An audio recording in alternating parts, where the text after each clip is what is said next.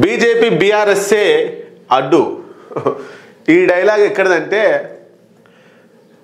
రేవంత్ రెడ్డి తోటి తెలంగాణ రాష్ట్రంలో చేయాల్సిందల్లా వేసిండు. బీసీ రిజర్వేషన్ల మీద ఆయన శక్తి వంచన లేకుండా శక్తికి మించి ప్రయత్నం చేస్తున్నాడు. దాంట్లో అప్రిషియేట్ చేయాల్సిందే. ఎవరం అవునన్నా కాదన్నా 100% అప్రిషియేట్ చేయాల్సిందే. ఎందుకు అన్నప్పుడు కేంద్రంలో బీజేపీ అధికారంలో ఉంది, రాష్ట్రంలో కాంగ్రెస్ పార్టీ అధికారంలో ఉంది. రాష్ట్రంలో 42% బీసీలకు రిజర్వేషన్ కావాలంటే తెలంగాణ రాష్ట్ర అసెంబ్లీలో మాత్రమే తీర్మానం చేస్తే సరిపోదు.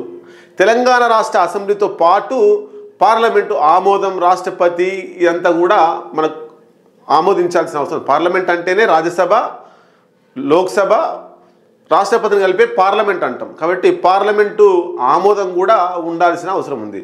మరి పార్లమెంటు ఆమోదం కావాలంటే పార్లమెంట్లో ఉన్నటువంటి ఎక్కువ ఎంపీల సంఖ్య ఉన్నటువంటి పార్టీ సపోర్ట్ కూడా కావాలి. అంటే బీజేపీ పార్టీ సపోర్ట్ కావాలి.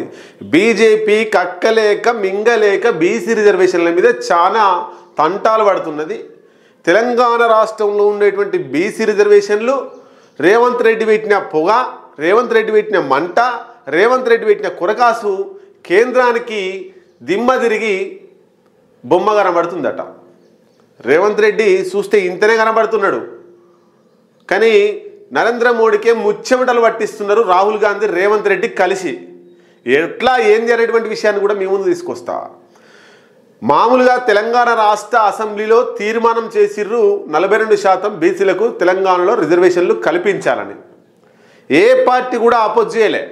శాసనసభలో ఉన్నటువంటి 119 మంది ఎమ్మెల్యేలు అందరూ కూడా 75 మంది కాంగ్రెస్కు పార్టీకి సంబంధించిన వాళ్ళు, అంటే 65 మంది కాంగ్రెస్ గుర్తు మీద గెలిచిన వాళ్ళు, 10 మంది బీఆర్ఎస్ నుంచి కాంగ్రెస్లోకి వచ్చిన వాళ్ళు కలిపితే 75, BRS party 28, MIM 7, BJP 8, CPI 1.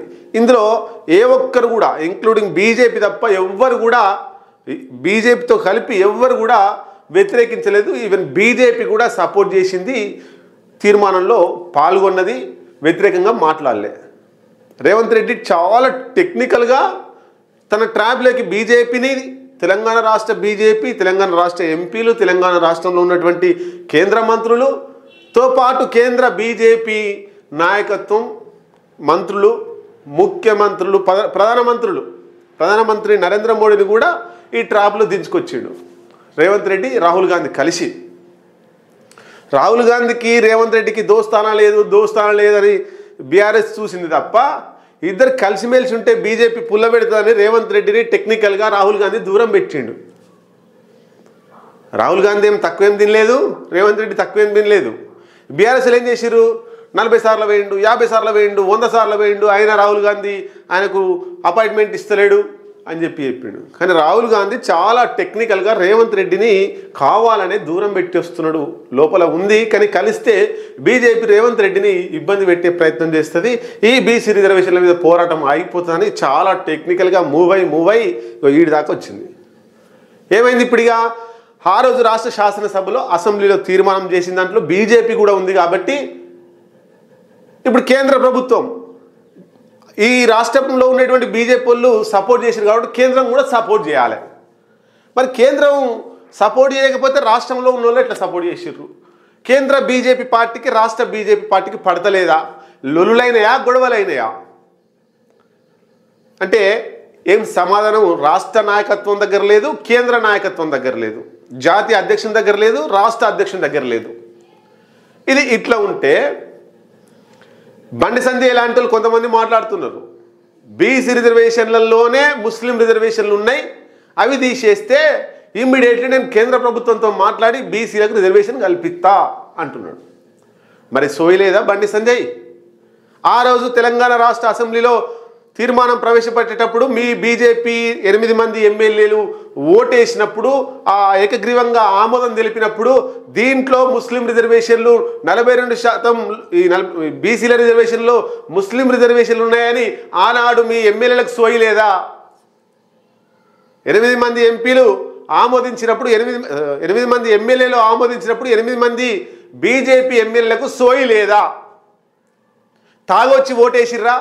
Drugs తీసుకొని ఓటేసిర్రా, లేదా రేవంత్ రెడ్డి అసెంబ్లీలో కళ్ళకు గంతలు కట్టి తీసుకొచ్చే అసెంబ్లీలో ఓటేపించిండా, తుపాకీ పెట్టి బెదిరించి అసెంబ్లీలో ఆమోదింపజేసిర్రా, భయభ్రాంతులకు గురి చేసి తీసుకొచ్చి అసెంబ్లీకి తీసుకొచ్చి ఈ ఆమోదింపజేసిర్రా?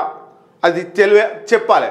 ఫస్ట్ తెలంగాణ రాష్ట్ర బీజేపీ ఎందుకు అసెంబ్లీలో ఆమోదించింది, కేంద్రంలో ఎందుకు వ్యతిరేకిస్తుందో చెప్పాల్సిన అవసరం స్పష్టంగా ఉంది.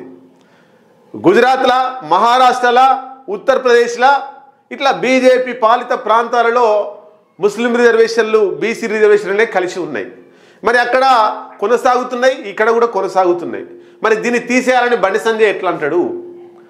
తెలంగాణ రాష్ట్రంలో ముస్లిం రిజర్వేషన్లు బీసీలకి వెళ్ళి తీసేయమని చెప్పే కంటే ముందు మీ రాష్ట్రాలలో రాష్ట్ర ప్రభుత్వం బీజేపీ ఉన్నటువంటి రాష్ట్రాలలో తీయమని బండి సంజయ్ చెప్పిండా? బండి సంజయ్ నోరు తెరిస్తేనే ఈ మతానికి అంటగట్టే ప్రయత్నం చేస్తుంటాడు. రేపు ఇక నీళ్ళు తాగుతుంటే అవి ముస్లిం నీళ్ళు తాగుకురి అని తట్టుండు. హైదరాబాద్లో ఇదో వస్తే అవి ముస్లిం వాళ్ళు కట్టిర్రు వాళ్ళ ఓకుర్రి అని తట్టుండు. ఇట్లా బీసీ రిజర్వేషన్ల కోసం ఈ మతాన్ని దానిలో జొరిపించి బీసీ రిజర్వేషన్లో ఆపే ప్రయత్నం బీజేపీ చేస్తుంది. తెలంగాణ రాష్ట్ర ప్రజలు చాలా తెలివి కల్లోళ్ళు. బీజేపీ పార్టీని ఇక బొందబెట్టే టైం వస్తుంది.